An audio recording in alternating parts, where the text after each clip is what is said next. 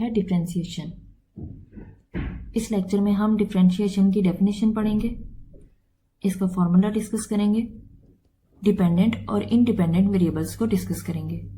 तो चलिए सबसे पहले हम डिफरेंशिएशन की डेफिनेशन पढ़ते हैं। डिफरेंशिएशन क्या है? किसी भी फंक्शन का डेरिवेटिव लेने का तरीका डिफरेंशिएशन कहलाता है। यानी आपके पास कोई फंक्शन है और आपको उसका डेरिवेटिव फाइंड करना है। अब ये डेरिवेटिव आप जिस तरीके से लेंगे उसको डिफरेंशिएशन कहते हैं। आप इसे ऐसे भी समझ सकते हैं कि डिपेंडेंट वेरिएबल में इंडिपेंडेंट वेरिएबल की वजह से जो चेंज आता है उसको हम डिफरेंशिएशन कहते हैं। और ये चेंज किसी फॉर्मूला के थ्रू आता है।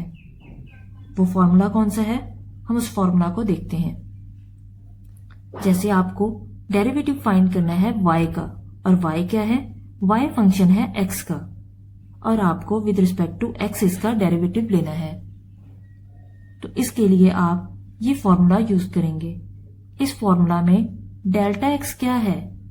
डेल्टा x चेंज है, जिसको हमने डेफिनेशन में डिस्कस किया था। डेल्टा x को इंक्रीमेंट भी कहते हैं। अब हम डेफिनेशंस पढ़ते हैं डिपेंडेंट और इंडिपेंडेंट वेरिएबल्स की। डिपेंडेंट वेरिएबल कौन सा होता है? ऐसा वेरिएबल जो किसी दूसरे वेरिएबल में चेंज की वजह से बदले डिपेंडेंट वेरिएबल कहलाता है। इंडिपेंडेंट वेरिएबल इसके ऑपोजिट है, यानी ऐसा वेरिएबल जो किसी दूसरे वेरिएबल में चेंज की वजह से ना बदले इंडिपेंडेंट वेरिएबल कहलाता है। आप इसकी एग्जांपल डिस्टेंस और टाइम से भी ले सकते हैं। जैसे आपको ये डिस्टेंस कवर करना है। स्टार्टिंग पॉइंट में टाइम क्या होगा? टाइम 0 होगा। लेकिन 30 मिनट चलने के बाद आपका डिस्टेंस कम रह जाएगा, और मजीद 40 मिनट अगर आप चलेंगे तो उसके बाद आपका डिस्टेंस ये और कम रह जाएगा। आप जैसे जैसे टाइम बढ़ाते जाएंगे आपका डिस्टेंस कम रहता जाएगा। इसका मतलब क्या हुआ कि डिस्टेंस डिपेंड कर रहा है टाइम पे। इसको हम वेरिएबल्स में कैसे देखेंगे? फॉर एग्जाम्पल, यहां पे y आपके पास कोई फंक्शन है और वो फंक्शन है x²। इसको हम ऐसे देखते हैं, y की वैल्यू आपके पास है x²। सबसे पहले आप x की जगह 2 पुट करके देखें। आपके पास y का आंसर क्या आएगा? y का आंसर आपके पास 4 आएगा। फिर आपके x की जगह 3 पुट करके देखें। आपके पास वैल्यू क्या आएगी y की? 9। इसी तरह से आप x की जगह 4 पुट करके देखें।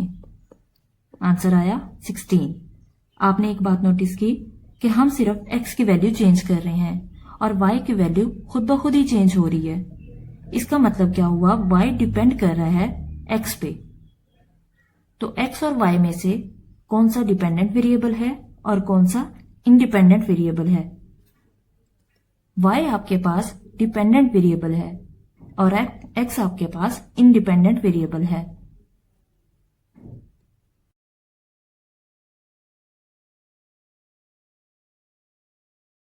किसी भी फंक्शन का फर्स्ट प्रिंसिपल से डेरिवेटिव लेना सीखेंगे। याद रहे कि फर्स्ट प्रिंसिपल से डेरिवेटिव लेने के लिए हमें 4 स्टेप्स को फॉलो करना होता है। अब वो 4 स्टेप्स कौन से हैं, चले देखते हैं। सबसे पहले हमने फर्ज किया कि y इक्वल है f(x) के। f(x) कोई भी फंक्शन है x का।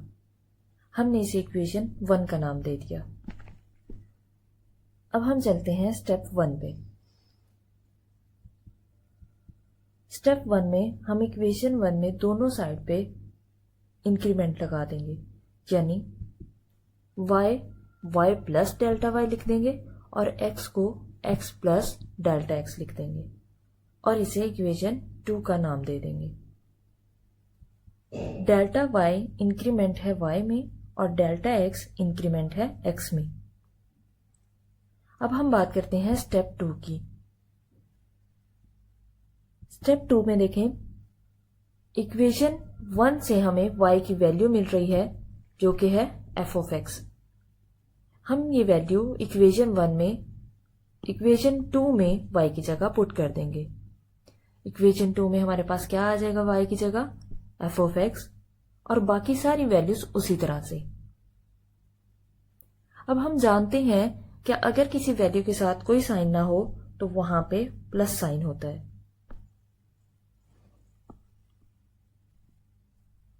और अगर हम कोई भी वैल्यू इक्वल की दूसरी साइड पे लेके जाते हैं, अगर वो एक साइड पे प्लस हो रही हो तो दूसरी साइड पे जाके वो माइनस हो जाती है।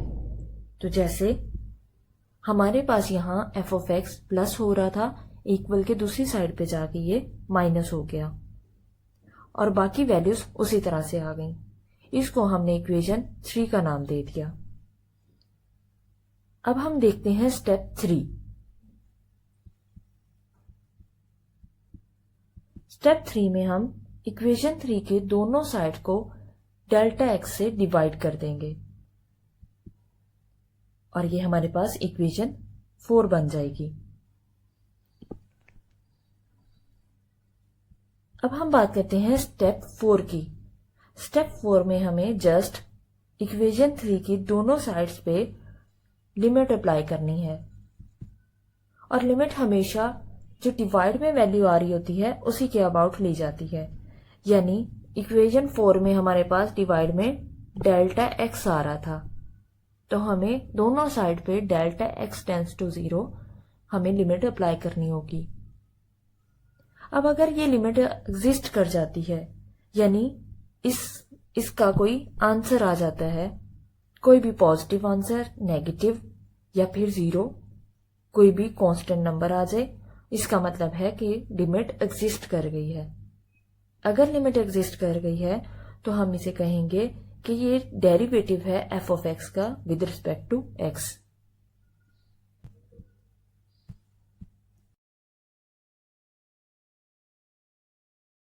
हमें फाइंड करना है डेरिवेटिव बाय डेफिनेशन। याद रहे कि बाय डेफिनेशन और बाय फर्स्ट प्रिंसिपल एक ही मेथड के दो नेम हैं। हमें फंक्शन दिया गया है c के इक्वल, और c क्या है? c कोई भी कांस्टेंट वैल्यू है। हमने इसे इक्वेशन 1 का नाम दे दिया। अब बात करते हैं सॉल्यूशन की। सॉल्यूशन में हम हमेशा बाय डेफिनेशन और बाय फर्स्ट प्रिंसिपल 4 स्टेप्स को फॉलो करते हैं। यहां भी हम उन 4 स्टेप्स को अप्लाई करेंगे। स्टेप 1, हमने इंक्रीमेंट ले लिया दोनों साइड पे। क्योंकि लेफ्ट साइड पे x आ रहा था तो x में इंक्रीमेंट अप्लाई हो गया, लेकिन राइट साइड पे c आ रहा है और c में इंक्रीमेंट अप्लाई नहीं होगा क्योंकि ये एक कांस्टेंट वैल्यू है। अब हम देखते हैं स्टेप 2। स्टेप 2 में हम इक्वेशन 2 में से इक्वेशन 1 को माइनस कर देंगे, यानी लेफ्ट साइड से लेफ्ट साइड माइनस हो जाएगी और राइट साइड से राइट साइड माइनस हो जाएगी। यहां पे देखें, c में से c माइनस होगा तो आंसर क्या मिलेगा? 0 के इक्वल। अब हम देखते हैं स्टेप नंबर 3। स्टेप 3 में हम दोनों साइड को डेल्टा x से डिवाइड कर देंगे। यहां पे देखें, 0 डिवाइड हो रहा है डेल्टा x से। अब जब 0 डिवाइड होता है डेल्टा x से तो आंसर 0 मिलता है, क्योंकि 0 किसी भी नंबर से डिवाइड हो तो आंसर 0 आ जाता है। अब देखते हैं स्टेप नंबर 4। स्टेप 4 में हम लिमिट अप्लाई करेंगे डेल्टा x अप्रोचेस टू 0। क्योंकि 0 एक कांस्टेंट वैल्यू है और कांस्टेंट वैल्यू पे लिमिट अप्लाई नहीं होती, इसलिए ये 0 उसी तरह से आ जाएगा। अब क्योंकि ये वैल्यू हमारे पास f डैश ऑफ x होती है तो ये हमारे पास f डैश ऑफ x आ गया और इसका आंसर 0 के इक्वल आया, इसलिए ये 0 आ गया। इसका मतलब हमने डेरिवेटिव फाइंड किया c का और हमारे पास c कांस्टेंट नंबर था तो उसका आंसर क्या आया? 0। इसका मतलब याद रहे कि हमेशा कांस्टेंट वैल्यू का आंसर डेरिवेटिव 0 आता है। अब हम चलते हैं पार्ट बी की तरफ। पार्ट बी में भी हमें by definition he derivative find करना है, इसमें भी सेम वही स्टेप्स होंगे, जस्ट वैल्यू चेंज होगी। अब हमारे पास फंक्शन दिया गया है एक्स स्क्वायर, हमने इसे इक्वेशन 1 का नाम दे दिया। इसका सोल्यूशन देखते हैं। हमने इंक्रीमेंट लेना है दोनों साइड पे, क्योंकि यहाँ पे दोनों साइड पे वेरिएबल वैल्यू आ रही है जो कि एक्स है, इसलिए दोनों साइड पे इंक्रीमेंट अप्लाई हो जाएगा। यानी x की जगह हम x प्लस डेल्टा एक्स लिख देंगे। इसका स्टेप 2 देखते हैं। स्टेप 2 में हम हमेशा इक्वेशन 2 में से इक्वेशन 1 को माइनस करते हैं, तो यहाँ पे हमने इक्वेशन 2 से इक्वेशन 1 को माइनस कर दिया। यहाँ पे देखें x प्लस डेल्टा एक्स का होल स्क्वायर आ रहा है, और होल स्क्वायर का फॉर्मूला हम जानते हैं। होल स्क्वायर किसके इक्वल होता है? a plus b whole square equal होता है a square plus 2ab plus b square. और यहाँ पे a की जगह हमारे पास आ रहा है x और b की जगह आ रहा है डेल्टा एक्स, तो a आ जाएगा x स्क्वायर प्लस 2, इसी तरह से a की जगह x आएगा, b की जगह डेल्टा एक्स आएगा, प्लस b की जगह क्या आ जाएगा? डेल्टा एक्स का होल स्क्वायर। अब ये वैल्यू आपके पास किसके इक्वल आ गई? इसके इक्वल आ गई। अब इसकी जगह हम ये वैल्यू लिख देंगे, तो इसकी जगह हमने ये वैल्यू लिख दी, और ये वाला एक्स स्क्वायर उसी तरह से यहां पे आ गया। यहां पे देखें कि x के साथ कोई साइन नहीं है, जब कोई साइन नहीं होता तो प्लस साइन होता है। अब यहाँ पे देखें, एक प्लस वैल्यू है एक्स स्क्वायर की और एक माइनस वैल्यू है, तो ये दोनों कैंसिल हो जाएंगी। बाकी दोनों वैल्यूज जो बची वो हमने उसी तरह से लिखनी। इसमें देखें डेल्टा एक्स 1 टाइम आ रहा है, और यहाँ पर डेल्टा एक्स पावर 2 है, यानी 2 टाइम आ रहा है, तो हम 1 टाइम इसको कॉमन ले सकते हैं। हमने एक डेल्टा एक्स बाहर ले लिया, यहां से क्या बचा? क्योंकि डेल्टा एक्स बाहर चला गया तो सिर्फ 2x बचा। यहाँ पे डेल्टा एक्स की पावर 2 थी, एक पावर बाहर चली गई, तो एक डेल्टा एक्स बच जाएगा। अब हम बात करते हैं स्टेप 3 की। स्टेप 3 में हम दोनों साइड्स को डेल्टा एक्स से डिवाइड कर देंगे, तो हमने दोनों साइड्स को डेल्टा एक्स से डिवाइड कर दिया। अब यहाँ पे देखें, डेल्टा एक्स क्योंकि ऊपर भी है और नीचे भी है, तो डेल्टा एक्स से कैंसिल हो जाएगा। अब हम देखते हैं स्टेप 4। स्टेप 4 में हम लिमिट अप्लाई करेंगे, जो कि है डेल्टा एक्स टेंड्स टू 0। हमने डेल्टा एक्स अप्रोचेस टू 0 दोनों साइड पे लिमिट अप्लाई कर दी। अब यहाँ पे देखें, क्योंकि यहाँ डेल्टा एक्स आ रहा है, तो इसलिए इसकी ये लिमिट यहाँ पे लग जाएगी, और ये यहाँ पे 2x के साथ डेल्टा एक्स नहीं है, तो इस पे लिमिट अप्लाई नहीं होगी। तो 2x हमारे पास उसी तरह से आ गया, और डेल्टा एक्स की जगह 0 आ जाएगा। तो 2x में 0 प्लस करेंगे तो आंसर 2x ही आएगा, तो हमारे पास आंसर 2x आ गया।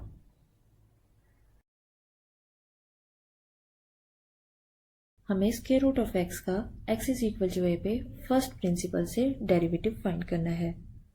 तो देखते हैं इसका सॉल्यूशन। जैसे कि हमें दिया गया है f ऑफ x किसके इक्वल? स्क्वायर रूट x के इक्वल। हम इसे इक्वेशन 1 का नाम दे देंगे, क्योंकि हमें फर्स्ट प्रिंसिपल से डेरिवेटिव फाइंड करना है, तो इसके लिए हमें 4 स्टेप्स को फॉलो करना होगा। तो हमारा फर्स्ट स्टेप देखते हैं। फर्स्ट स्टेप में हम इंक्रीमेंट लगाएंगे दोनों साइड पे, यानी f ऑफ x क्या हो जाएगा? f of x plus delta x, और स्क्वायर रूट x क्या हो जाएगा? Square root x plus delta x. हम इसे इक्वेशन 2 का नाम दे देंगे। नेक्स्ट देखते हैं स्टेप 2। स्टेप 2 में हम इक्वेशन 2 में से इक्वेशन 1 को माइनस कर देंगे, यानी लेफ्ट साइड से माइनस हो जाएगी और राइट साइड से। क्योंकि हमारे पास ये स्क्वायर रूट टर्म आ रही है, तो हम इसे रैशनलाइज से सॉल्व करेंगे। रैशनलाइज में इस टर्म में इसका कॉन्जुगेट क्या लेंगे, क्योंकि ये माइनस है तो ये इसका साइन चेंज हो जाएगा और ये इसका कॉन्जुगेट कहलाता है। हम इसके कॉन्जुगेट से मल्टीप्लाई भी कर देंगे और डिवाइड भी कर देंगे। मैंने ये स्टेप आपकी हेल्प के लिए रिपीट कर दिया है। नेक्स्ट देखते हैं, क्योंकि हमारे पास ये टर्म सेम है, इसी तरह से ये टर्म भी सेम है। जस्ट साइन का फर्क है, क्योंकि यहाँ पे फर्स्ट टर्म में नेगेटिव साइन है और सेकंड में पॉजिटिव। तो हमारे पास कौन सा फॉर्मूला अप्लाई होगा? हमारे पास ये फॉर्मूला होता है, इसमें हमारे पास ये वाला फॉर्मूला अप्लाई हो जाएगा। तो यहाँ पे देखिए स्क्वायर रूट स्क्वायर से कैंसिल हो जाएगा और ये स्क्वायर रूट स्क्वायर से कैंसिल हो जाएगा, और बाकी जो बचेगा वो हम उसी तरह से लिख लेंगे और डिनोमिनेटर भी सेम आ जाएगा। अब यहाँ पे देखें कोई साइन नहीं है तो प्लस साइन होगा, ये पॉजिटिव एक्स इस नेगेटिव एक्स से कैंसिल हो जाएगा और बाकी डेल्टा एक्स रह जाएगा और डिनोमिनेटर उसी तरह से। इसका मतलब है F of x plus delta x minus F of x किसके इक्वल आ गया? इसके इक्वल। अब हम बात करते हैं स्टेप 3 की। स्टेप 3 में हम दोनों साइड पे डेल्टा एक्स से डिवाइड कर देंगे। तो यहाँ पे न्यूमिनेटर में भी डेल्टा एक्स आ रहा है और डिनोमिनेटर में भी डेल्टा एक्स आ रहा है, तो डेल्टा एक्स से डेल्टा एक्स कैंसिल हो जाएगा। अब देखते हैं हम स्टेप नंबर 4। स्टेप 4 में हम लिमिट अप्लाई करेंगे डेल्टा एक्स अप्रोचेस टू 0।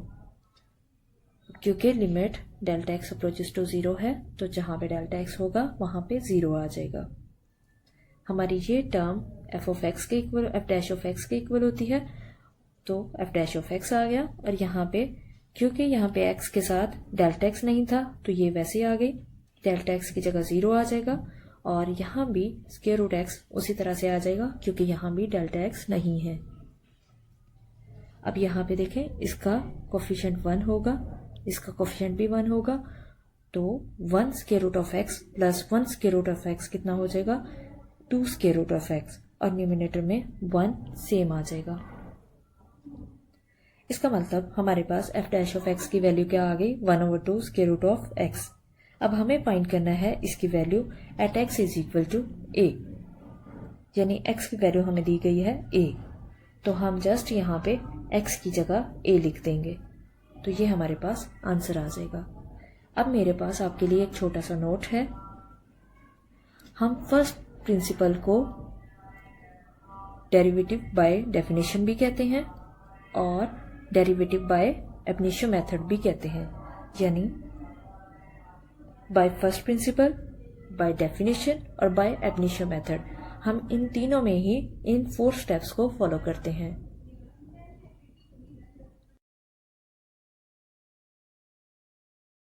इस लेक्चर में हम एक्सप्रेशंस की टाइप्स को डिस्कस करेंगे जिन्हें हमें डिफरेंशिएट करना होगा। यानी इस तरह की अगर आपके पास टाइप्स आ जाए ए एक्स प्लस बी होल की पावर एन, या यही वैल्यू डिनोमिनेटर में आ रही हो और एन कोई भी आपके पास नेचुरल नंबर हो, तो उसको हम कैसे डिफरेंशिएट करते हैं।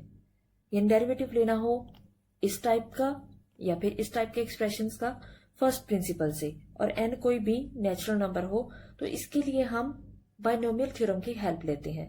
अब बाइनोमियल थ्योरम क्या है? ये बाइनोमियल थ्योरम की जनरल फॉर्म है। इसमें हमारे पास 2 टर्म्स होती हैं और ऊपर पावर एन होती है। एन कोई भी नेचुरल नंबर हो सकता है। हम कैसे इसको एक्सपेंड करते हैं? हम लिखते हैं एन कॉम्बिनेशन 0, फर्स्ट एलिमेंट की पावर एन लिखेंगे जो आपके पास पावर होगी टोटल, और सेकेंड एलिमेंट की पावर 0 से स्टार्ट करेंगे। फिर नेक्स्ट टर्म में हम एन कॉम्बिनेशन 1 लिखेंगे तो फर्स्ट एलिमेंट की पावर 1 कम कर देंगे और सेकेंड एलिमेंट की 1 पावर बढ़ा दी, यानी यहाँ पे सेकेंड एलिमेंट कितना था? 0 पावर थी और यहाँ पे 1 पावर आ गई। नेक्स्ट में सेकेंड एलिमेंट की पावर 2 हो जाएगी और फर्स्ट एलिमेंट की पावर 1 और मजीद कम हो जाएगी। यहाँ पे देखें n-2 थी 1 थी और यहाँ पे n-2 हो गई। नेक्स्ट बढ़ते बढ़ते ये सेकेंड एलिमेंट की पावर n हो जाएगी और फर्स्ट एलिमेंट की पावर कम होते होते 0 हो जाएगी। तो इसको हम बाइनोमियल थ्योरम कहते हैं। और ये कॉम्बिनेशन जो है इसके लिए हमारे पास फॉर्मूला है कि इसको कैसे सॉल्व करते हैं। n कॉम्बिनेशन r, ये इसकी जनरल फॉर्म है। इसको खोलते हैं फॉर्मूला को, n factorial over r factorial into n minus r factorial. यानी आपके पास अगर n कॉम्बिनेशन 2 हो और आपको इसको एक्सपेंड करना हो तो आप ये वाला फॉर्मूला यूज करेंगे। इसमें हमें कैसे खोलना होगा इसको? n factorial over r, r हमारे पास कितना है? 2 है, 2 factorial into n minus r यानी 2 का फैक्टोरियल।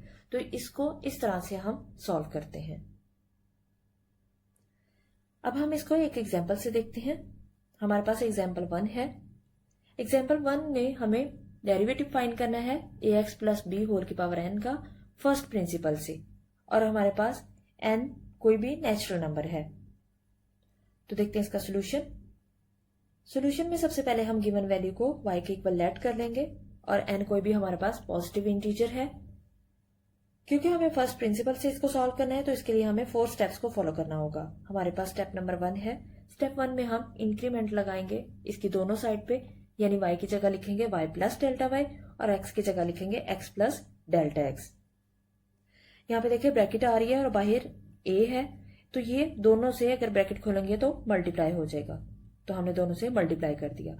यहाँ पे देखिए डेल्टा x में a की टर्म आ रही है, जबकि सिंपल टर्म्स 2 आ रही हैं, तो हमने सिंपल टर्म्स को इकट्ठे कर लिया और डेल्टा x की टर्म को अलहदा से लिख दिया, और इसकी पावर होल n है।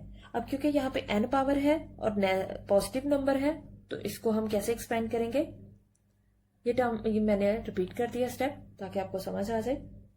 हम इसको बाइनोमियल थ्योरम से एक्सपेंड करेंगे, तो इसको खोलते हैं। यहाँ पे देखिए हमारे पास 2 टर्म्स हैं। फर्स्ट टर्म ये है ब्रैकेट वाली और second term a delta x है, यानी ये पूरी टर्म हमारे पास a की वैल्यू है और ये टर्म हमारे पास b की वैल्यू है। तो हम इस पे बाइनोमियल थ्योरम में अप्लाई करेंगे। तो कैसे लिखेंगे, फर्स्ट टर्म की पावर n लिख देंगे। nc1 जब आएगा तो हम फर्स्ट टर्म में से 1 कम कर दिया हमने, और सेकंड टर्म में 1 आ जाएगा।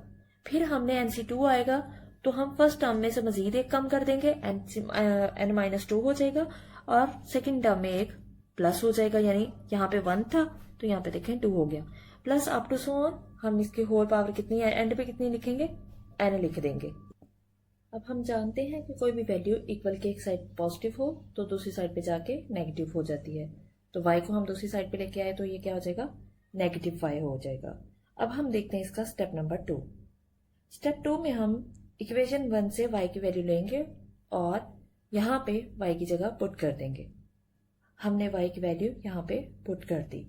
यहाँ पे देखें स्टार्ट में positive ax plus b whole की पावर n आ रहा है, और लास्ट टर्म देखें ये भी सेम है, साइन चेंज है जस्ट, तो ये दोनों कैंसिल हो जाएंगी। बाकी सारी टर्म्स बची हुई हमने उसी तरह से लिखनी। यहाँ पे डेल्टा एक्स की पावर कितनी आ रही है, 1। यहाँ पे डेल्टा एक्स की पावर कितनी आ रही है, 2। नेक्स्ट टर्म में डेल्टा एक्स की पावर n आ रही है, मतलब बढ़ते बढ़ते ये डेल्टा एक्स की पावर n आ रही है।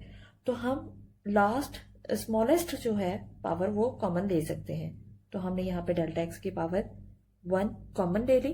तो फर्स्ट टर्म में देखें एक ही डेल्टा एक्स आ रहा था, इसलिए वो बाहर आ गया और बाकी सारी टर्म्स उसी तरह से आ गई।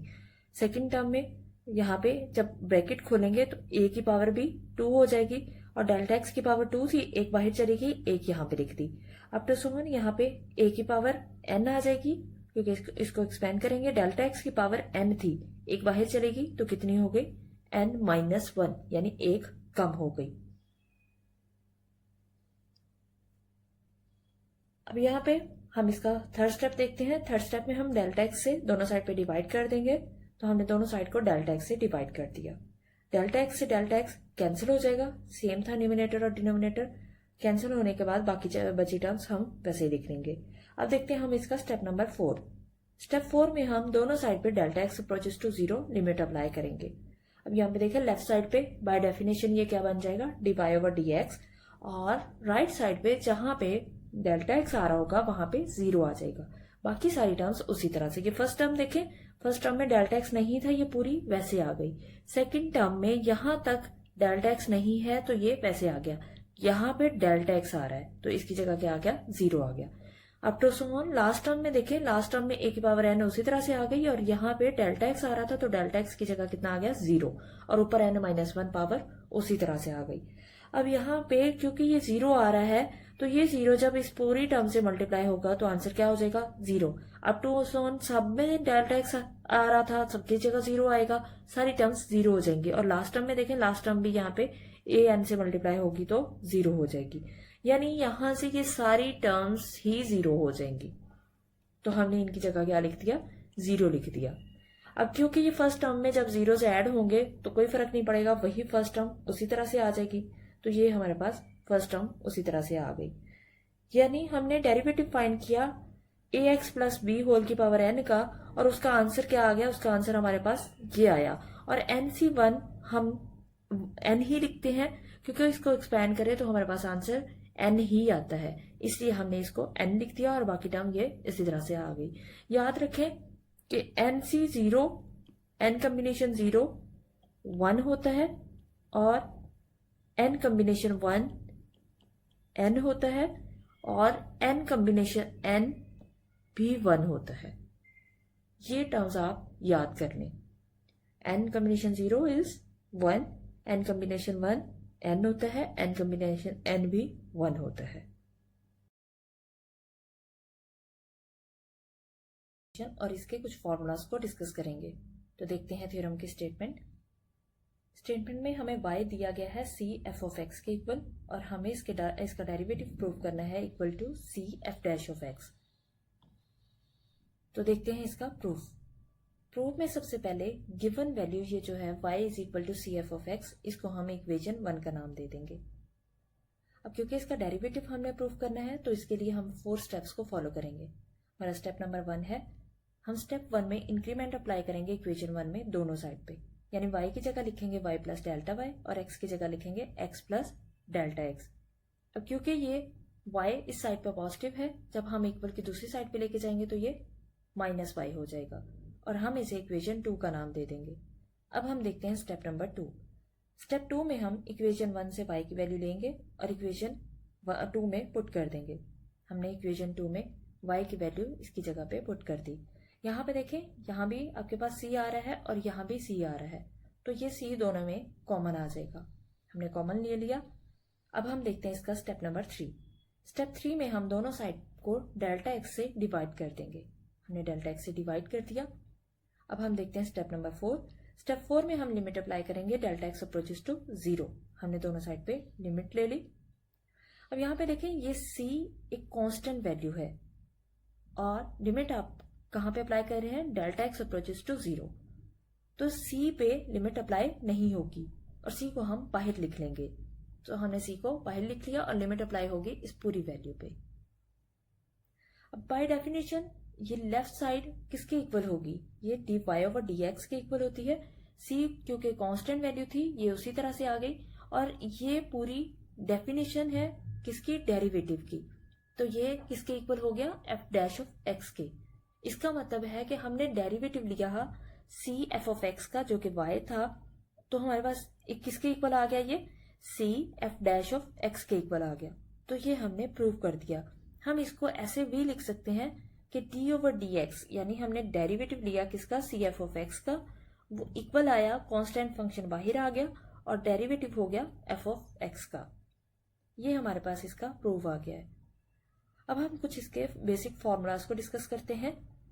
हमारे पास फर्स्ट फॉर्मूला है कि अगर किसी कांस्टेंट वैल्यू का डेरिवेटिव लिया जाए तो वो इक्वल होता है 0 के, ये आपको याद रखना है। हमारे पास सेकंड फॉर्मूला है कि अगर कोई कांस्टेंट वैल्यू किसी फंक्शन से मल्टीप्लाई हो रही हो और हमने उसका डेरिवेटिव लेना हो तो कांस्टेंट वैल्यू बाहर लिख देते हैं और डेरिवेटिव ले लेते हैं फंक्शन का। जैसे u हमारे पास यहाँ पे फंक्शन है f ऑफ x का। अब हम देखते हैं थर्ड फॉर्मूला। थर्ड फॉर्मूला में हमारे पास दो वैल्यूज प्लस हो रही हो या माइनस हो रही हो, तो हम उनका डेरिवेटिव अलग अलग से ले सकते हैं, यानी हम वैल्यूज पे अलग अलग से डेरिवेटिव अप्लाई कर सकते हैं। फोर्थ फॉर्मूला हमारे पास है, इसको हम कहते हैं प्रोडक्ट रूल या फिर u इंटू वी फॉर्मूला भी कहते हैं। इसका फॉर्मूला हम कैसे एक्सपेंड करते हैं, इसमें हम फर्स्ट फंक्शन को छोड़ देते हैं, सेकंड फंक्शन का डेरिवेटिव ले लेते हैं, प्लस लगाते हैं, सेकंड फंक्शन को छोड़ देते हैं, फर्स्ट फंक्शन का डेरिवेटिव ले लेते हैं। अब देखते हैं फिफ्थ फॉर्मूला। फिफ्थ फॉर्मूला को हम क्वोशिएंट रूल कहते हैं या फिर ओवर वी फॉर्मूला भी कहते हैं। इसको हम कैसे एक्सपेंड करते हैं, नीचे जो फंक्शन आ रहा है उसका स्केयर लेते हैं, नीचे वाले को छोड़ देते हैं, ऊपर वाले का डेरिवेटिव, माइनस लगाते हैं, ऊपर वाले को छोड़ दिया, नीचे वाले का डेरिवेटिव। अब हम देखते हैं सिक्स फॉर्मूला। सिक्स फॉर्मूला को हम जनरल पावर रूल कहते हैं और इसमें हम कैसे डेरिवेटिव लेते हैं, जब पावर आ रही हो, पावर शुरू में, पावर में से एक कम और फंक्शन का डेरिवेटिव। अब हम देखते हैं सेवंथ फॉर्मूला। सेवंथ फॉर्मूला में क्या बताया गया कि अगर आपने डी ओवर डी एक्स लेना हो, यानी डेरिवेटिव लेना हो एक्स का, और विद रिस्पेक्ट टू एक्स ही लेना हो तो उसका आंसर 1 आएगा। ये हमारे पास कुछ बेसिक फॉर्मूलाज थे।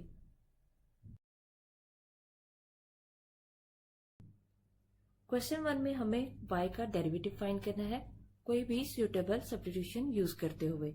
जब भी सब्स्टिट्यूशन की बात आए तो हमें किसी न्यू वेरिएबल को यूज करना होता है। देखते हैं पार्ट फर्स्ट में हमें y की वैल्यू दी गई है, हमें ये y की वैल्यू यूज करते हुए इसका डेरिवेटिव फाइंड करना है। इसका सोल्यूशन देखते हैं। सोल्यूशन में सबसे पहले हमें जो वैल्यू दी गई है y की, हम उसे इक्वेशन 1 का नाम दे देंगे। अब यहाँ पे देखें स्क्वायर रूट के अंदर काफी बड़ी वैल्यू आ रही है और हमें सब्स्टिट्यूशन मेथड यूज करना है, तो इसके लिए हमें x और y के अलावा किसी न्यू वेरिएबल के इक्वल इस वैल्यू को पुट करना होगा। तो फर्स्ट क्या, हमने u के इक्वल इसे पुट कर लिया। अब इक्वेशन 1 में इस पूरी वैल्यू की जगह क्या यूज होगा, u यूज होगा। y उसी तरह से आ जाएगा, स्क्वायर रूट के अंदर हम इस वैल्यू की जगह u लिख देंगे। अब यहाँ पे देखें कि स्क्वायर रूट आ रहा है, इसलिए स्क्वायर रूट हटाएंगे तो पावर कितनी हो जाएगी, 1/2। हम इसका डेरिवेटिव ले लेते हैं। हमने डेरिवेटिव लिया y का, dy/du आ गया क्योंकि वेरिएबल यहाँ पे u यूज हो रहा है। पावर शुरू में आ जाएगी, पावर में से एक कम हो जाएगा। अब यहाँ पे देखिए पावर आ रही है -1/2। ये -1/2 कैसे आया, यहाँ पे हमारे पास पावर थी 1/2। हम पावर में से एक कम करते हैं, तो हमने एक कम किया। अब क्योंकि यहाँ पे डिनोमिनेटर आ रहा है तो इसका एलसीएम लेंगे हम। एलसीएम कितना आएगा, 2 आ जाएगा। क्योंकि ये डिनोमिनेटर और एलसीएम सेम आ रहा है, न्यूमिनेटर भी सेम आ जाएगा। यहाँ पे देखें कि 1 के डिनोमिनेटर में कुछ नहीं है, तो ये 1 इस एलसीएम से मल्टीप्लाई हो जाएगा। तो यहाँ कितना आ जाएगा, 2। अब यहाँ पे देखें 1 में से हम 2 को माइनस करेंगे तो कितना आएगा, -1, क्योंकि ग्रेटर वैल्यू का साइन यूज होता है। तो इसलिए यहाँ पे कितना आ जाएगा, -1/2। यहाँ पे पावर इसलिए यहाँ पे -1/2 यूज हुई है। अब क्योंकि ये नेगेटिव पावर है, जब हम इसको डिनोमिनेटर में लेके आएंगे तो ये पॉजिटिव हो जाएगी। तो क्या आ जाएगा, dy/du। ये आपके पास dy/du की वैल्यू आ जाएगी। अब हम u को यूज करते हैं, ये जो u हमने पुट किया था इसको यूज करते हुए du/dx फाइंड करते हैं। देखते हैं इक्वेशन 1 से हमारे पास u की ये वैल्यू है। क्योंकि यहाँ पे डिनोमिनेटर आ रहा है इसलिए यहाँ पे क्वोशिएंट रूल अप्लाई हो जाएगा। हमने इस पे क्वोशिएंट रूल अप्लाई कर दिया। क्वोशिएंट रूल कैसे होगा, डिनोमिनेटर का स्क्वायर, नीचे वाले को छोड़ देंगे, ऊपर वाले का डेरिवेटिव, माइनस फॉर्मूला के अकॉर्डिंग ऊपर वाले को छोड़ देंगे, नीचे वाले का डेरिवेटिव। अब हम इसका डेरिवेटिव लेते हैं। 1 का डेरिवेटिव क्योंकि कांस्टेंट नंबर है तो कांस्टेंट नंबर का डेरिवेटिव 0 होता है। x का derivative with respect to x क्या होगा, 1 होगा। ये पूरी ब्रैकेट उसी तरह से आ जाएगी, यहाँ भी 1 आ रहा है, सेम उसी तरह से इसका क्या हो जाएगा, डेरिवेटिव 0। और x का derivative with respect to x क्या होता है, 1 होता है। अब यहाँ पे देखें ये 0 इसमें माइनस हो जाएगा 1 से, तो क्या आएगा, -1 आ जाएगा। और 0 प्लस होगा 1 में तो प्लस आ जाएगा। आपके पास +1 आ गया। अब हम इन ब्रैकेट्स को एक्सपेंड करते हैं। यहाँ पे देखिए जब -1 इस 1 से मल्टीप्लाई होगा, क्योंकि यहाँ पे कोई साइन नहीं है तो पॉजिटिव साइन होगा, तो माइनस प्लस -1 आ जाएगा। फिर -1 इस माइनस प्लस x से मल्टीप्लाई होगा तो कितना आएगा, प्लस माइनस माइनस, x को 1 से मल्टीप्लाई करेंगे तो कितना आएगा, -x आ जाएगा। अब क्योंकि ये प्लस और ये माइनस जब मल्टीप्लाई होंगे तो कोई चेंज नहीं आएगा, प्लस माइनस माइनस हो जाएगा। ये माइनस इस 1 से मल्टीप्लाई होगा तो -1 आ जाएगा, और ये माइनस इस माइनस से मल्टीप्लाई होगा तो कितना आएगा, माइनस माइनस प्लस x आ जाएगा। यहाँ पे देखिए x एक पॉजिटिव एक नेगेटिव है तो कैंसिल हो जाएंगे, ये दोनों कैंसिल हो गए। -1 कितना हो जाएगा, -2, डिनोमिनेटर सेम आ जाएगा। ये हमारे पास du/dx की वैल्यू आ गई। अब हम देखते हैं चेन रूल। चेन रूल हमने अप्लाई कर दिया, इसको हम चेन रूल बोलते हैं। अब यहाँ पे देखिए dy/du की वैल्यू हमारे पास क्या आई थी, 1/2 u की पावर 1/2। ये हमने dy/du की वैल्यू लगा दी और du/dx की वैल्यू ये पुट कर दी। अब यहाँ पे देखें u आ रहा है तो u की जगह इसकी वैल्यू पुट कर देंगे, जो कि है 1 - x/1 + x होल की पावर 1/2 उसी तरह से आ जाएगी। क्योंकि ये ब्रैकेट आ रही है यहाँ पे 2 से 2 कैंसिल हो चुका है, और ये माइनस हमने स्टार्ट में लिख लिया। क्योंकि यहाँ पे ब्रैकेट आ रही है और ऊपर होल पावर है 1/2 और हम इसकी ब्रैकेट सेपरेट कर सकते हैं, यानी पावर को हम सेपरेट कर सकते हैं। हमने पावर सेपरेट कर दी। अब यहाँ पे देखें कि ये पावर भी 2 है और 1 प्लस एक्स की, और ये पावर 1/2 है। क्योंकि ये डिनोमिनेटर में है, जब ये पावर न्यूमिनेटर में जाएगी तो माइनस हो जाएगी, तो हमने यहाँ पे पावर को माइनस कर दिया। अब यहाँ पे देखें कि 2 माइनस 1/2 को हम सॉल्व करेंगे तो आंसर कैसे आएगा? इसका आंसर आएगा 3/2। और ये क्योंकि वैल्यू ऊपर 1/2 आ रही है पावर, तो इसको हम स्क्वायर रूट में लिख देंगे। अब ये 3/2 कैसे आई इसकी पावर, इसको देख लेते हैं। हमारे पास ये पावर थी, हम इसको सॉल्व करेंगे। डिनोमिनेटर क्योंकि यहाँ पे आ रहा है तो एलसीएम 2 आ जाएगा। यहाँ पे देखिए इसके डिनोमिनेटर में कुछ नहीं है तो एलसीएम इससे मल्टीप्लाई हो जाएगा। तो 2 को 2 से करेंगे 4 आ जाएगा। हमने मल्टीप्लाई किया, 2 को 2 से 4 आ गया। माइनस उसी तरह से ये डिनोमिनेटर और एलसीएम सेम है तो न्यूमिनेटर भी सेम उसी तरह से आ जाएगा। अब 4 में से हम 1 माइनस कर देंगे तो कितना आएगा? 3, और डिनोमिनेटर में 2 उसी तरह से, इसलिए इसकी पावर यहाँ पे 3/2 यूज हुई है। फाइंड करना है कुछ पैरामीट्रिक फंक्शंस का। यहाँ पे हमें पैरामीट्रिक फंक्शंस x और y ये दिए गए हैं। देखते हैं इसका सॉल्यूशन। सॉल्यूशन में हम सबसे पहले डिफरेंशिएट करेंगे विद रिस्पेक्ट टू थीटा। हम x को डिफरेंशिएट कर लेते हैं। तो x के लिए यहाँ पे देखें, यहाँ पे थीटा की पावर डिनोमिनेटर में 1 आ रही है। जब हम इसे न्यूमिनेटर में लेके जाएंगे तो ये पावर -1 हो जाएगी, यानी आपके पास x की ये वैल्यू आएगी। अब इसको हमें डिफरेंशिएट करना है विद रिस्पेक्ट टू थीटा, यानी डेरिवेटिव लेंगे दोनों साइड पे dx/d थीटा और इधर d/d थीटा, यानी विद रिस्पेक्ट टू थीटा हम इसका डेरिवेटिव ले लेंगे। अब यहाँ ब्रैकेट में देखें कि यहाँ पॉजिटिव साइन आ रहा है। जब भी पॉजिटिव साइन हो या नेगेटिव साइन हो तो डेरिवेटिव हर वैल्यू के साथ अप्लाई हो जाता है। तो यहाँ पे भी ये दोनों वैल्यू के पे अप्लाई होगा तो थीटा का डेरिवेटिव क्या होगा? 1। और इसका डेरिवेटिव जब लेंगे तो पावर में से एक कम कर देंगे और फंक्शन थीटा का दोबारा से डेरिवेटिव ले लेंगे। तो यहाँ पे थीटा का हमने फिर से डेरिवेटिव ले लिया।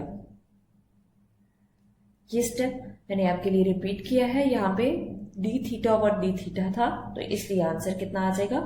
1 आ जाएगा। बाकी दोनों वैल्यूज उसी तरह से।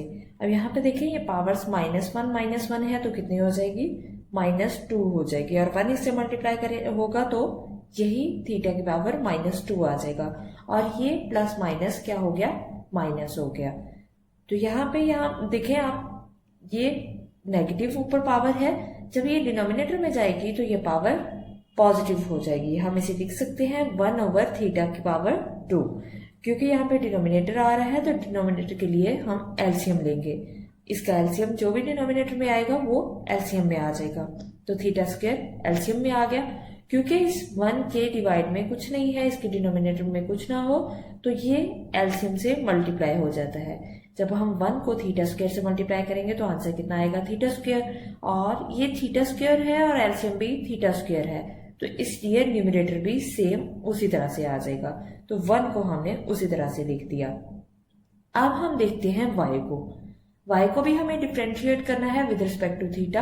तो इसकी दोनों साइड पे dy/d थीटा और d/d थीटा अप्लाई कर देंगे, यानी दोनों साइड पे डेरिवेटिव अप्लाई कर देंगे।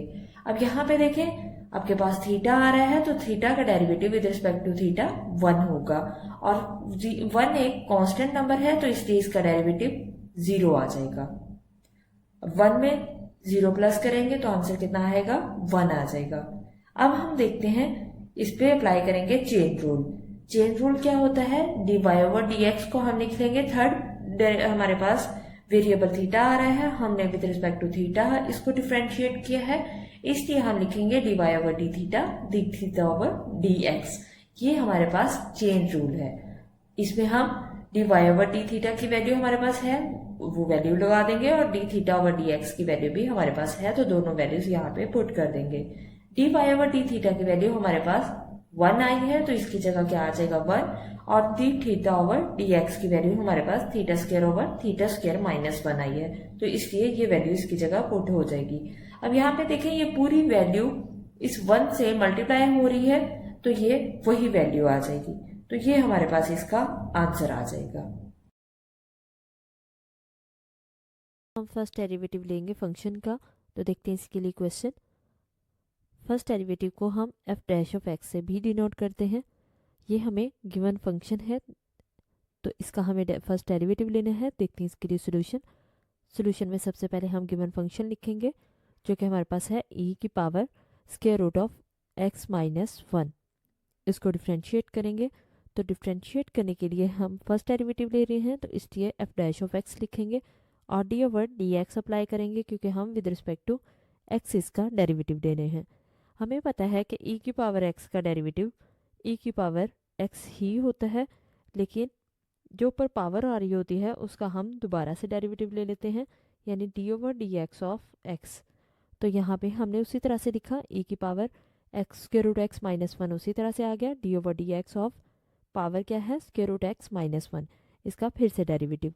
तो इसके डेरिवेटिव के लिए हम क्या करेंगे, हम पावर स्क्वायर रूट को पावर में लिख लेंगे। स्क्वायर रूट की वैल्यू क्या होती है, 1/2, इसलिए पावर में 1/2 आ गया। अब हम इसका डेरिवेटिव लेते हैं, तो डेरिवेटिव के लिए पावर शुरू में 1/2 शुरू में, पावर में से एक कम, यानी 1/2 में से एक कम कर देंगे, यानी माइनस कर देंगे, और फंक्शन का फिर से डेरिवेटिव।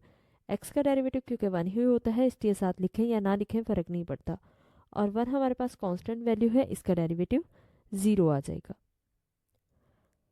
अब 1/2 माइनस 1 हम सॉल्व करेंगे, तो हमारे पास कितना आएगा एलसीएम लेने के बाद, एक्स की पावर माइनस 1/2, और ये पावर डिनोमिनेटर में आके क्या हो जाएगी, पॉजिटिव पावर हो जाएगी। तो हमने इसको लिख दिया 2 स्क्वायर एक्स की पावर 1/2, और 1/2 को हम स्क्वायर रूट एक्स भी लिख सकते हैं। तो इसलिए हमारे पास ये e की power square root x minus 1/2 square root x आ गया, जो कि हमारे पास इस फंक्शन का फर्स्ट डेरिवेटिव है। हम डेरिवेटिव लेंगे लॉग और प्रोडक्ट ऑफ टू फंक्शंस का। तो सबसे पहले देखते हैं हम लॉग फंक्शन का डेरिवेटिव लेते हैं। तो ये हमारे पास लॉग फंक्शन है, इसको हमें डिफ्रेंशिएट करना है। देखते हैं इसका सोल्यूशन। सोल्यूशन में सबसे पहले हम गिवन फंक्शन लिखेंगे। अब हमें इसे डिफ्रेंशिएट करना है विद रिस्पेक्ट टू एक्स, तो इसलिए हम दोनों साइड पे D over d x apply कर देंगे, क्योंकि हमें लॉग फंक्शन का लेना है डेरिवेटिव। लॉग फंक्शन हमें पता है, अगर लॉग एक्स का डेरिवेटिव हमें फाइंड करना हो तो वो क्या होता है, 1/x, और D over d x of x. तो इसी तरह से हम इस पे अप्लाई करेंगे 9 minus x square 1/9 minus x square ले लेंगे, क्योंकि ये लॉग फंक्शन है, और D over d x of x, x में हमारे पास क्या आ रहा है, 9 माइनस एक्स स्क्र। इसका हम डेरिवेटिव लेंगे, तो डेरिवेटिव के लिए हम क्या करेंगे, हम पहले कांस्टेंट का डेरिवेटिव लेंगे, तो 9 कांस्टेंट नंबर है, इसका डेरिवेटिव 0 हो जाएगा, और एक्स स्क्र का डेरिवेटिव क्या होता है, 2x होता है। अब 0 माइनस 2x कितना हो जाएगा, 2x, और 2x 1 से मल्टीप्लाई होगा तो minus 2x over 9 minus x square, ये इसका आंसर आ जाएगा। अब हम प्रोडक्ट फंक्शन लेते हैं, तो ये हमारे पास प्रोडक्ट फंक्शन है एक्स ई की पावर साइन एक्स, इसका हम डेरिवेटिव लेंगे। तो सबसे पहले हम गिवन फंक्शन लिखेंगे। अब हम इसको डिफ्रेंशिएट करेंगे विद रिस्पेक्ट टू एक्स, तो दोनों साइड पे हम D over d x apply कर देंगे। अब प्रोडक्ट फंक्शन को हम कैसे सॉल्व करते हैं कि पहले को छोड़ देते हैं सेकंड का derivative plus according to formula, और सेकंड को छोड़ दिया फर्स्ट का डेरिवेटिव। अब यहाँ पे देखें e की पावर x का डेरिवेटिव e की पावर x ही होता है, x उसी तरह से आ जाएगा जो शुरू में आ रहा है, और ऊपर जो पावर आ रही होती है उसका हम फिर से डेरिवेटिव लेते हैं, तो साइन एक्स का फिर से डेरिवेटिव आ जाएगा। e की पावर एक्स साइन एक्स उसी तरह से आ गया, और x का डेरिवेटिव क्या होता है, 1, इसलिए यहाँ पे 1 आ गया। अब ये दोनों फंक्शन उसी तरह से आ गए। साइन का डेरिवेटिव क्या होता है, कॉज एक्स, और e की पावर साइन एक्स 1 से मल्टीप्लाई होगा तो e की पावर साइन एक्स आ जाएगा। e की पावर साइन एक्स दोनों फंक्शंस में, दोनों टर्म्स में सेम है, इसलिए बाहर कॉमन आ गया। फर्स्ट टर्म में हमारे पास क्या बचा, एक्स कॉज एक्स, और सेकंड में यहाँ पे कुछ नहीं बचेगा, तो इसलिए जब कुछ ना बचे तो फिर 1 लिख देते हैं, इसलिए हमने 1 लिख दिया, और यही इसका हम सेकंड डेरिवेटिव फाइंड करेंगे गिवन फंक्शन का। देखते हैं इसके लिए क्वेश्चन में हमें कहा गया y2 का मतलब है कि सेकंड डेरिवेटिव, और हमें ये y की वैल्यू दी गई है, इसका हमें डेरिवेटिव फाइंड करना है। देखते हैं इसके लिए सोल्यूशन में सबसे पहले हमने गिवन फंक्शन लिखा। अब हम इसका y1 यानी फर्स्ट डेरिवेटिव फाइंड करेंगे। फर्स्ट डेरिवेटिव को y1 से रिप्रेजेंट करते हैं और सेकंड डेरिवेटिव को y2 से। तो y1 हमने लिखा। अब यहाँ पे देखें कि पावर आ रही है तो पावर रूल लगेगा, यानी पावर शुरू में, तो पावर शुरू में हमने लिख दी 2, तो उसी तरह से आ गया। और पावर शुरू में पावर में से एक कम, तो 5 में से एक कम करेंगे तो कितना आएगा 4।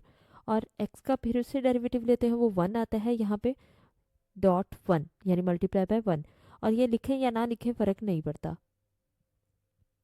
-3 उसी तरह से आ गया, ये भी सेम उसी तरह से हम सॉल्व करेंगे कि पावर शुरू में पावर में से एक कम, 4 में से एक कम करेंगे तो कितना हो जाएगा 3।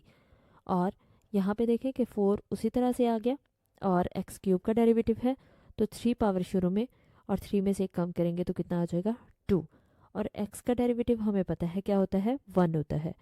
2 क्योंकि कांस्टेंट नंबर है और कांस्टेंट नंबर का डेरिवेटिव 0 आ जाता है, तो इसलिए 0 लिख दिया।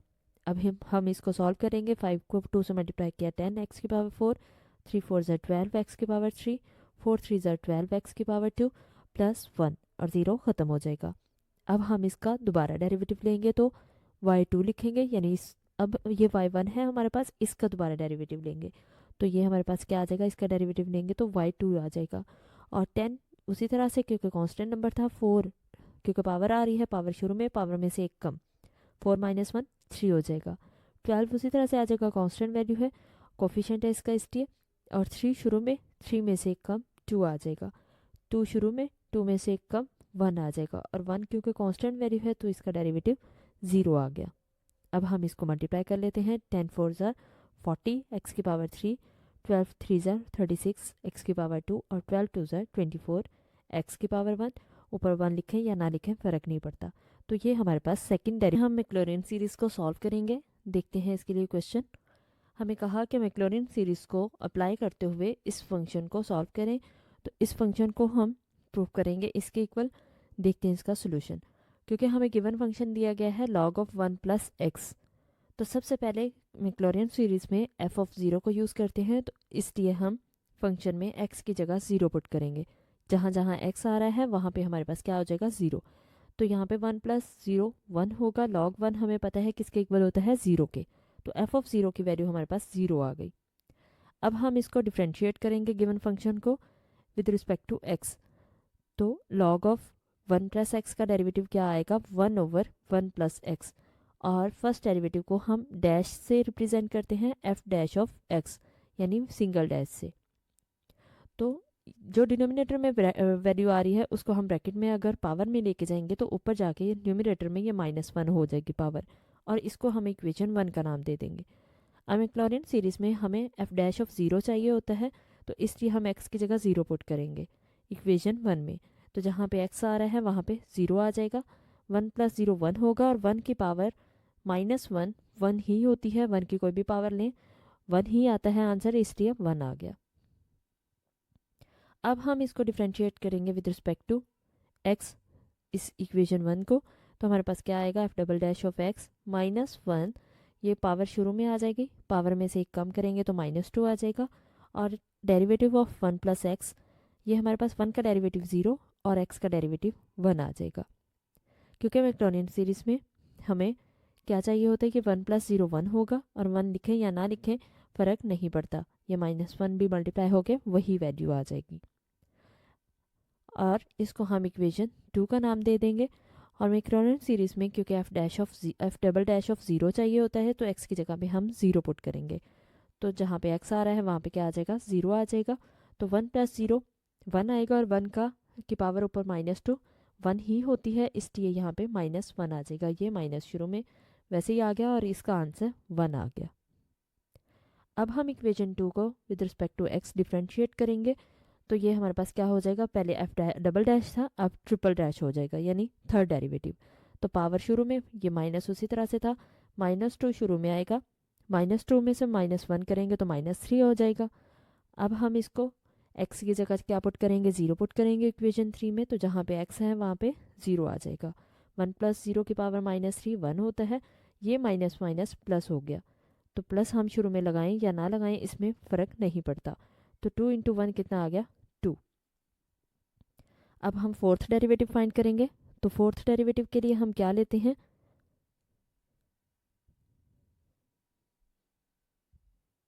ट्रिपल डैश ऑफ 0 हमारे पास कितना आ गया 2। अब हम इसका फिर से डेरिवेटिव लेंगे F triple dash of x का, तो ये हमारे पास एफ फोर्थ डेरिवेटिव आ जाएगा, फंक्शन का फोर्थ डेरिवेटिव। तो माइनस शुरू में उसी तरह से, -2 उसी तरह से, -3 आ जाएगा, और -3 शुरू में आ गया, -3 में से -1 करेंगे तो कितना आ जाएगा -4। तो ये हमारे पास फोर्थ डेरिवेटिव आ गया। अब हमें मैक्लॉरिन सीरीज में क्योंकि सारे जीरो में चाहिए होते हैं तो एक्स की जगह हम 0 पुट कर देंगे, तो जहाँ जहाँ एक्स होगा वहाँ पे 0 आ जाएगा। ये हमारे पास 0 आ गया, तो ये माइनस उसी तरह से आया, -2 -3 कितना हो जाएगा -6, माइनस उसी तरह से, और माइनस माइनस प्लस 3 2 ज़र 6, और 1 + 0 की पावर -4, ये आएगी 1 की पावर -4 जो कि होती है 1। तो ये हमने 1 लिख दी, और -6 जब 1 से मल्टीप्लाई होगा तो -6 आ जाएगा। अब हम मैक्लॉरिन सीरीज यूज़ करेंगे। मैक्लॉरिन सीरीज क्या होती है, f of x is equal to f of 0 plus x f dash of 0 plus x square f double dash of 0 over 2 factorial. ये फैक्टोरियल इसी तरह से बढ़ता जाएगा जैसे जैसे डेरिवेटिव बढ़ता जाएगा, plus up to so on. इस मैक्लॉरिन सीरीज में हम सारी वैल्यूज़ पुट कर देंगे। तो f ऑफ x की जगह, ये वैल्यू मैंने आपके लिए रिपीट कर दी है, f ऑफ x की जगह क्या आ जाएगा, log of 1 + x। f of 0 हमारे पास वैल्यू क्या आई थी 0, x उसी तरह से f डैश ऑफ 0 क्या आएगा 1, और ये वैल्यू उसी तरह से हम फैक्टोरियल को एक्सपेंड कर देंगे, 2 × 1 लिखेंगे। f डबल डैश ऑफ 0 की वैल्यू हमारे पास -1 आई है, और x की पावर 3/3 फैक्टोरियल है, इसको हम फैक्टोरियल को कैसे एक्सपेंड करते हैं, 3.2.1, और 4 फैक्टोरियल को इसी तरह से 4 × 3 × 2 और × 1। तो ये हमने फैक्टोरियल एक्सपेंड कर दिया, और यहाँ पे जो डेरिवेटिव्स की हमारे पास वैल्यूज़ आई थी वो हमने पुट कर दी। अब हम इसको मज़ीद सॉल्व करेंगे, x को 1 से मल्टीप्लाई करेंगे x आ जाएगा, और ये प्लस माइनस कितना आ गया -x²/2। ये 2 से 2 कैंसिल हो जाएगा, x³/3 आ जाएगा, और यहाँ पे माइनस माइनस क्या प्लस माइनस क्या हो जाएगा माइनस, और ये 3 2 6 हो जाएगा, 3 × 2 6, और ये 6 से कैंसिल हो जाएगा, तो x⁴/4 आ जाएगा, plus up to so on. तो ये हमारे पास इस फंक्शन का आंसर आ जाएगा जो कि रिक्वायर्ड था, और इसको हमने सॉल्व किया। यूज़ ऑफ टेलर्स थ्योरम करेंगे। तो हम देखते हैं इसके लिए क्वेश्चन हमें ये दिया गया जिसमें 2 की पावर x + h है, इसको हमें ये प्रूव करना है। तो देखते हैं इसके लिए सोल्यूशन में सबसे पहले हम f of x + h equal लिखेंगे, 2x + h के इक्वल है, ये हमारे पास फंक्शन है। देखते हैं इसके लिए सोल्यूशन में हम सबसे पहले क्या करेंगे, h को 0 के इक्वल पुट करेंगे। तो 0 के इक्वल जब पुट करेंगे, यहाँ पे h की जगह 0 आ जाएगा, f of x बचेगा, और यहाँ भी h की जगह 0, तो 2 की पावर x। अब हम इसको डिफ्रेंशिएट करेंगे विद रिस्पेक्ट टू x। तो यहाँ पे देखें विद रिस्पेक्ट टू x, इसको अगर डेरिवेटिव लेते हैं f dash of x is equal to क्या आ जाएगा, 2 की पावर x है, तो 2 की पावर x उसी तरह से log ऑफ 2। हमारे पास कांस्टेंट की अगर पावर वेरिएबल हो तो हम उसका डेरिवेटिव कैसे लेते हैं कि हमारे पास ये उसी तरह से आ जाता है फंक्शन, और फिर कांस्टेंट हमारे पास जो आ रहा होता है, बेस आ रही होती है, उसका हम log ले लेते हैं। ये हमारे पास फॉर्मूला है। तो हमने इसका ये डेरिवेटिव ले लिया। अब सेकेंड डेरिवेटिव लेंगे तो 2 की पावर, ये log x हमारे पास वैसे ही बच जाएगा कि ये है हमारे पास log 2 उसी तरह से बच जाएगा, और 2 की पावर x का जब डेरिवेटिव लेंगे तो इसका डेरिवेटिव क्या आएगा, log 2 की पावर x log ऑफ 2। तो ये log 2 और ये log 2 कितना हो जाएगा, log 2 का स्क्वायर, और 2 की पावर x उसी तरह से आ जाएगा। अब इसी तरह से थर्ड डेरिवेटिव लेंगे तो log 2 की पावर कितनी आ जाएगी 3। अब हम टेलर्स थ्योरम लगा देते हैं। तो टेलर्स थ्योरम क्या होता है, f of x + h, f of x + h f dash of x + h² factorial f double dash of x plus up to so on. ये इसी तरह से बढ़ती जाएंगी वैल्यूज़। अब यहाँ पे देखें f of x + h, इसकी वैल्यू क्या थी 2x + h, 2 की power x + h, f of x की जगह उसकी वैल्यू 2 की पावर x, सारी वैल्यूज़ हम यहाँ पे पुट कर देंगे। f डैश ऑफ x की वैल्यू हमारे पास ये आई, डबल डैश ऑफ x की ये आ गई, ट्रिपल डैश ऑफ x की ये वैल्यू आ गई। अब हम इसको सॉल्व करेंगे तो हमारे पास 2 की पावर x कॉमन आ जाएगा, और यहाँ पे बचेगा 1, और h log ऑफ 2, और यहाँ भी 2 की पावर x बाहर कॉमन आ गया, बाकी बची वैल्यूज़ हमने उसी तरह से लिख दी। तो ये हमारे पास इसका आंसर आ जाएगा।